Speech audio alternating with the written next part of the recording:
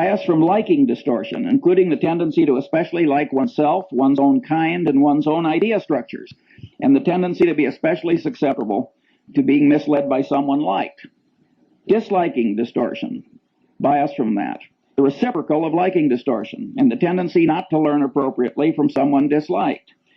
Well, here again, we've got hugely powerful tendencies, and if you look at the wars in part of the Harvard Law School, as we say here, you can see that very brilliant people get into this almost pathological behavior.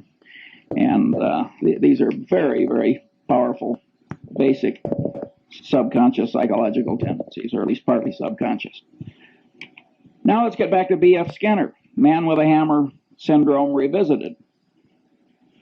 Why is man with the hammer syndrome always present? Well, if you stop to think about it, it's incentive-caused bias. His professional reputation is all tied up with what he knows. He likes himself and he likes his own ideas.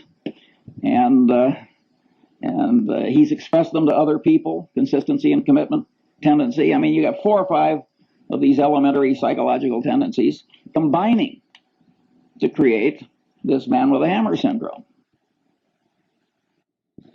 And once you realize that you can't really buy your thinking done, partly you can, but largely you can't in this world, you have learned a lesson that's very useful in life.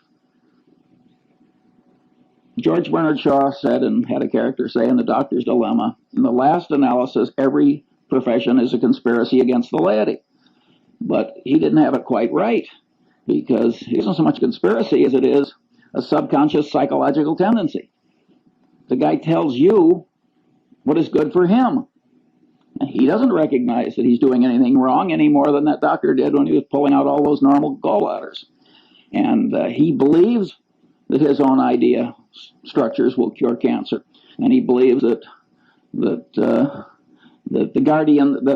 demons that he's the guardian against are the biggest demons and the most important ones. And in fact, they may be very small demons compared to the demons that you face. So you're getting your advice in this world from your paid advisor with this huge load of ghastly bias. And woe to you. There are only 2 ways to handle it. You can hire your advisor and then just apply a windage factor, like I used to do when I was a rifle shooter. I just adjust for so many miles an hour of wind. Or you can learn the basic elements of your advisor's trade. You don't have to learn very much, by the way, because you learn just a little, and then you can make him explain why he's right.